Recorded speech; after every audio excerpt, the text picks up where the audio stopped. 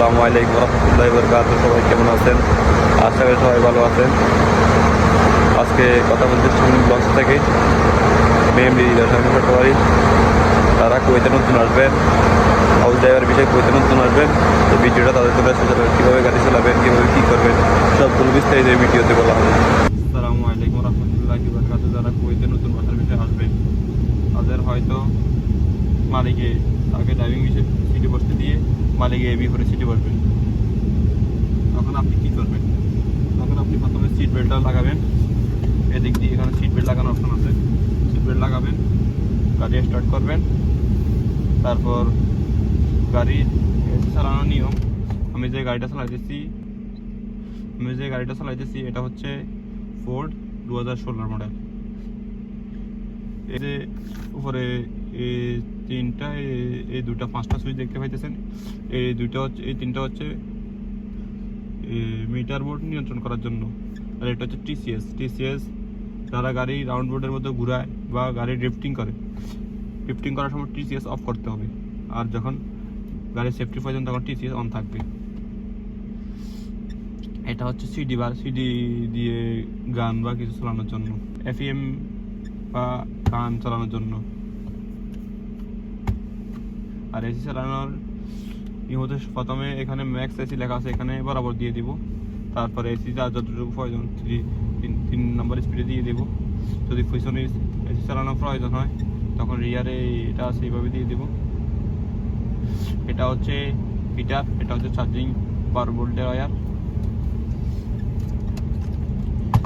এখানে PR-D321 3তে হচ্ছে parking, আর দিলে দেখতে পাচ্ছি যে গাড়িটা ব্রেকে দিতেছে।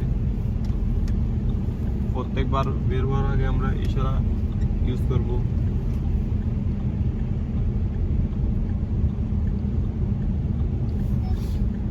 এনে নিউট্রাল, ডিতে ড্রাইভ। আমরা সামনে যেতে হলে ডিতে ড্রাইভ করতে হবে।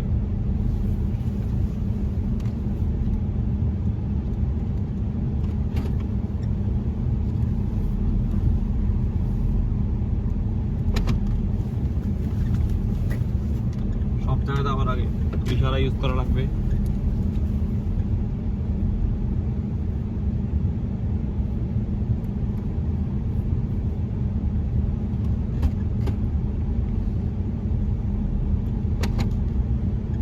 আর নিচে 3 আছে, 2 আছে, 1 আছে।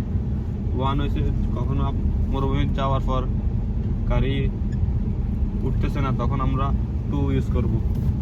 2, 1, 3 এই তিনটা গিয়ার ইউজ করব। প্রথমে 3 ইউজ করবো আমরা যখন রাস্তা খারাপ হবে, খারাপ রাস্তা পাবো, এখানেও অতিরিক্ত রাস্তা খারাপ, তখন আমরা 3 ইউজ করব। যখন বালুতে গাড়ি আসতেছে না, মরুভূমিতে গেলে তখন বালু থাকে, বালুতে যখন গাড়ি আসতেছে না তখন আমরা 2 ইউজ করব। আর যখন কুতেও আসতেছে না তখন আমরা 1 ইউজ করব। আর আমরা দেখতেছি এখানে পার্কিং আছে। যখন আমরা মাদ্রাসায় আসবো তখন পার্কিং দেখতে পাবো না, দেখতে পাবো সব পার্কিংগুলো পরিপূর্ণ হয়ে গেছে। তখন আমরা এই গাড়িটা যেভাবে দাঁড়াচ্ছি এভাবে দাঁড়িয়ে থাকবো। আর যদি কোনো জায়গায় পার্কিং পাই পার্কিং করবো। যেমন দেখতে পাইতেছি এখানে এরকম ছোট একটা পার্কিং আছে, গাড়িটা এখন তেরাজ বা কোনাকোনি ভাবে এইভাবে থামাতে হবে। এইভাবে এটা হচ্ছে মাদ্রাসা। এভাবে বিভিন্ন পার্কিং আছে, কলেজের পার্কিং আছে, সুপার মার্কেটের পার্কিং আছে, মসজিদের পার্কিং আছে। যখন যেভাবে যাই কিছু কিছু জায়গায় দাগ দিয়ে থাকে, কিছু কিছু জায়গায় মোজাল্লা থাকে, মানে উপরে টিন দিয়ে থাকে পার্কিংগুলোতে। ওই পার্কিংগুলো কিছু কিছু জায়গায় স্পেশাল মানুষের জন্য হয়, আবার কিছু কিছু জায়গায় সবার জন্য উন্মুক্ত হয়। আবার কিছু পার্কিং আছে সেই পার্কিংগুলো সকলের জন্য উন্মুক্ত হয়। সেই পার্কিংগুলো শুধু যারা প্যারালাইসিস রোগী তাদের জন্য। তাই আমরা যারা কুয়েতে আসবো, বাসার বিষয়ে আসবো, তারা গাড়ির নিয়মকানুনগুলো আমার ভিডিও দেখলে নিয়মকানুনগুলো খুব সহজে জেনে নেবেন। তখন তারা কুয়েতে আসার পর নিয়মকানুন জানার কোনো অসুবিধা হবে না। আর এই গ্লাসটা সবসময় দেখে গাড়ি চালাবো পিছনে যাওয়ার সময়, নাহলে সমস্যা হবে। পিছনে গাড়ি না দেখতে পাইলে তখন সমস্যা হবে। কুয়েতে এমনও গাড়ি আছে যেমন ল্যাম্বরগিনি অনেক নেস, এই গাড়িটা বসানোর পর আপনি গ্লাসের ল্যাম্বরগিনি নাও দেখতে পারেন 2 সাইডে গ্লাসে। তাই ভালোভাবে ওই গ্লাসটা দেখতে হবে। আমরা তো সাধারণত বাংলাদেশে তারা গাড়ি চালাই, তারা দেখতে পাই এই পাশে ডাইন পাশে ইন্ডিকেটার, বাম পাশে ওয়াইফার। এই দেশে ডাইন পাশে ইন্ডিকেটার, বাম পাশে ইন্ডিকেটার। ওয়েতে যারা গাড়ি চালায় তারা দেখতে পায় বাম পাশে ইন্ডিকেটার, ডাইন পাশে ওয়াইফার। আবার অনেক গাড়ি আছে, আমার এই গাড়ি এখানে দেখা যাচ্ছে জানি না, অনেক গাড়ি আছে ওয়াইফার আর ইন্ডিকেটার এক সাইডে, শুধু একটাই আছে। যেমন আমার গাড়িতে একটাই আছে, নিচের দিকে দিলে ইন্ডিকেটার, উপর দিকে দিলে ইন্ডিকেটার, লাইট উপর দিকে দিলে লাইট, এইভাবে। যাই হোক, আজকে ভিডিওটা এখানে শেষ করলাম।